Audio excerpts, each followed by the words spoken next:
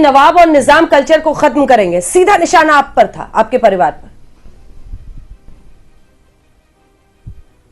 Madam, मैं कौन सा नवाब हूं, मैं कौन सा निजाम हूं?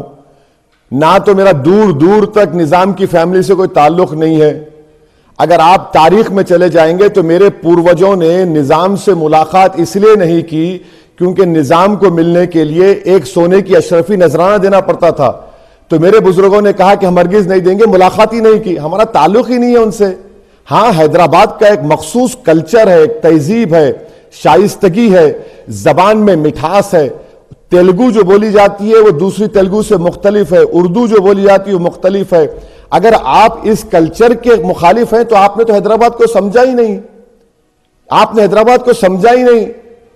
अगर हैदराबाद को समझते तो आप यहां की तहजीब तमद्दुन के कायल होते, यहां की जबान की शीरनी को, उसकी मिठास को समझते, चाहे वो तेलुगु हो या उर्दू हो। आप कुछ जानते नहीं है, आप पैराशूट से उतरे और शुरू हो गए अपनी वो पुराना कैसेट चला दिए यहां पर।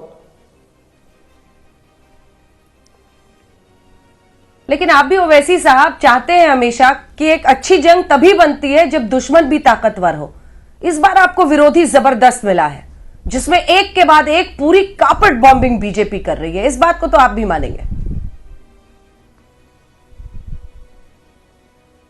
मैडम देखिए, आपको मैं हमारी पार्टी के ताल्लुक से बता रहा हूं कि 1986 में एनटी रामाराव अपने पीक पर थे।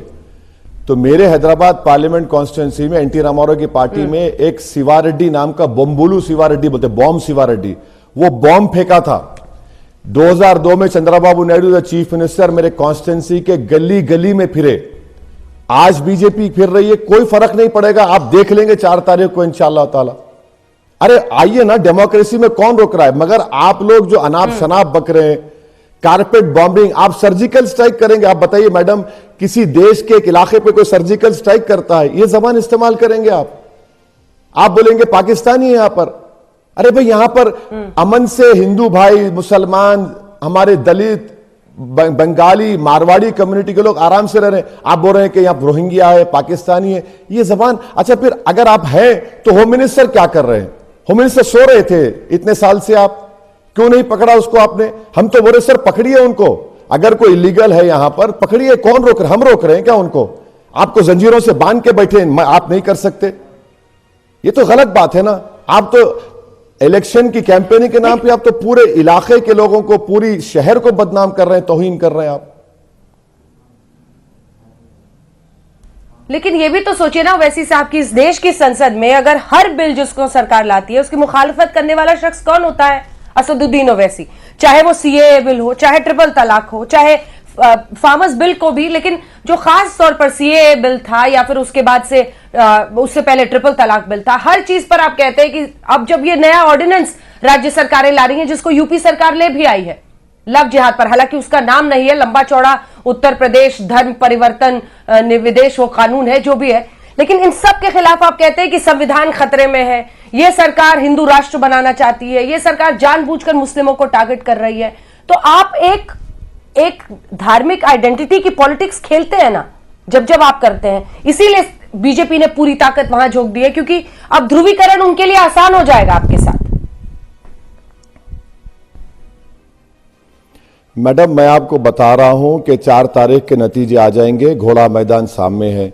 अब रहा सवाल कि मैं मुखालिफत करता हूं तो करना चाहिए ना मैडम, डेमोक्रेसी है, वरना तो नॉर्थ कोरिया हो जाएगा इंडिया, कि प्राइम मिनिस्टर नहीं रहेगा बल्कि किम जोंग हो जाएगा, कि बस आ गया और सब जने थाली मारो और उसको अंगूठा लगा दो। यही तो डेमोक्रेसी की खूबसूरती है कि मुखालिफत होना चाहिए, अपोजिशन होना चाहिए, और होता रहेगा। अरे भाई, मैं तो कोई बीजेपी का तो नहीं हूं कि मोदी जो बोले और आंख और जबान का गूंगा हो जाऊं, आंख का अंधा हो जाऊं। मुझे अल्लाह ने दिमाग दिया है, सोचने की समझने की तमीज दी है, तो मैं मुखालिफत करूंगा, और ये डेमोक्रेसी के लिए बहुत जरूरी है। जो आज पंजाब के किसान आकर दिल्ली में धरना दे रहे हैं, हम उनको सलाम करते हैं, वो डेमोक्रेटिक राइट है उनका। वरना अगर सब लोग थाली बजाने वाले हो जाएंगे, खवाली करेंगे, तो वो जमहूरियत नहीं हो जाएगी, इसको खवाली डेमोक्रेसी कहना पड़ेगा हमको। तो डेमोक्रेसी के सर्वाइवल के लिए अपोजिशन जरूरी है, और सरकार का अपोजिशन करना जरूरी है, क्योंकि अगर वो गलत काम करेंगे तो हमको बताना पड़ेगा, आईना दिखाना पड़ेगा कि संविधान के खिलाफ है। अब जैसे एग्रीकल्चर लॉज है, वो स्टेट का सब्जेक्ट है, आपने गलत उसको लेजिस्लेट कर दिया, कैसे उसको मानेंगे कोई भी? आपकी नजर से जरा ये मैं समझना चाहती हूं, ये बीजेपी का जो जबरदस्त अचानक से इंटरेस्ट, ये दिलचस्पी जागी है हैदराबाद के म्युनिसिपल चुनाव में, ये क्यों लगता है आपको? ऐसा क्यों है? ओवैसी की वजह से? नहीं, उनका, अब देखिए, उनका राइट है। फार्मर्स के मसले पे कुछ नहीं करना चाह रहे, कोविड के मसले पे कुछ नहीं करना चाह रहे, तो देश की तवज्जो हटाने के लिए पूरे यूनियन मिनिस्टर्स को यहां पर भिजा देते हैं और यहीं पर वो अपना प्रोग्राम चलाते हैं।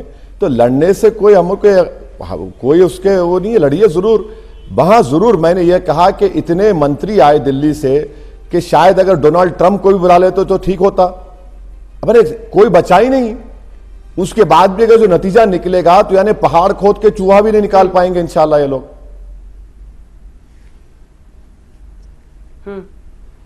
पुराने हैदराबाद पर जरा आते हैं, क्योंकि वहां पर आपने बताया कैसे उन्होंने सर्जिकल स्ट्राइक की बात की है, आपको जिन्ना भी कहा जा रहा है। एक छवि आपकी ऐसी बनाई जाए जिससे फिर ध्रुवीकरण की राजनीति बीजेपी के लिए आसान हो जाए। क्या उस बड़े चेस बोर्ड पर एक मोहरे की तरह आपके छवि को इस्तेमाल करती है बीजेपी? मैडम, मेरा प्रॉब्लम यह है कि मेरे इतने चाहने वाले हो गए हैं कि मैं तो एक लैला बना हुआ हूं और मेरे पूरे चाहने वाले मेरे मजनू बने हुए हैं। कांग्रेस मुझसे मोहब्बत करने लगी है, बीजेपी करने लगी है, टीआरएस करने लगी है। अरे इतने मेरे दीवाने हो चुके हैं कि सब मुझे घेर लिए हैं और हर कोई चाहता है कि मेरे कंधे पे रखकर बंदूक चलाए। ये तो अजीब मामला है।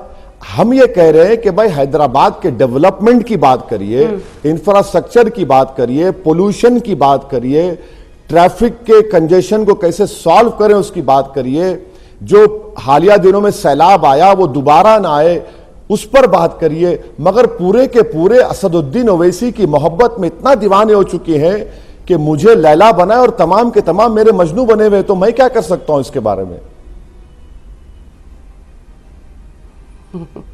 चलिए, एक और विषय है जो फेवरेट है उनका, वो भी आज बोला है। वो 10-20 सेकंड में आपको सुनाती हूं, फिर इस पर जवाब लूंगी आपसे ओवैसी साहब। अमित शाह ने आज रोहिंग्या मुसलमानों का मुद्दा भी हैदराबाद में उठाया। ये सुनिएगा, फिर इस पर सवाल होगा। भाई, मैं जब कार्रवाई करता हूं तब तो हाय तौबा करते हैं पार्लियामेंट में। देखा नहीं है आपने कितनी बड़ी आवाज में रोते हैं? और एक बार लिख कर मुझे दे दे, बांग्लादेशी और रोहिंग्या को निकालना है, बाद में मैं करता हूं। जरा लिख कर देने के लिए बोल दीजिए उनको। सिर्फ चुनाव में बात करने से नहीं होता है, जब निकालने के लिए पार्लियामेंट में बहस होती है, कौन इनका पक्ष लेता है देश की जनता जानती है, सबने लाइव टेलीविजन पर देखा है। आज अमित शाह ने जो कहा है, मैं सीधा वो आपको बताना चाहती हूं। अमित शाह ने कहा है ओवैसी लिख कर दे, हम रोहिंग्या बांग्लादेशी हटा देंगे। जब हम एक्शन लेते हैं तो संसद में ओवैसी के आंसू निकलने लगते हैं।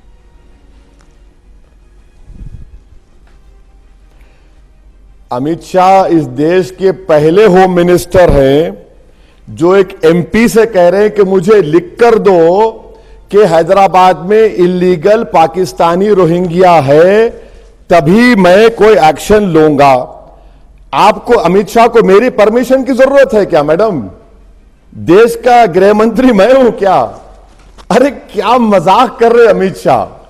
यानी एमपी लिख कर दे आपको, ये आपका काम है ना? कह रहे कि जब वो एक्शन लेते हैं तो आप रोने लगते हैं, संसद में आंसू रोने लगते हैं। मैडम सुनिए, ये तो वही अमित शाह की जबान है कि 40 लाख दीमक है आसाम में। कहां निकले 40 लाख मैडम? ये पहला होम मिनिस्टर है जो एमपी से कह रहा मुझे लिख कर दो बेटा, गलती हो रही है तो लिख कर दे दीजिए। आप क्या कर रहे हैं जनाब? आप तो देश के होम मिनिस्टर है ना, आपको नहीं मालूम? अगर आपकी पार्टी ने कहा था कि यहां पर अफगानी है, रोहिंग्या है, पाकिस्तानी है, 30,000 वोटर लिस्ट में नाम रोहिंग्या के, ये आपके स्टेट प्रेसिडेंट ने ये बकवास की है, मैं ये तो नहीं कहा। मगर अमित शाह कह रहे मुझे लिख कर दो। अरे लिख कर देने का क्या है? आप देखिए ना, ये आपका काम है। आपको कब से मेरी इजाजत लेना पड़ा?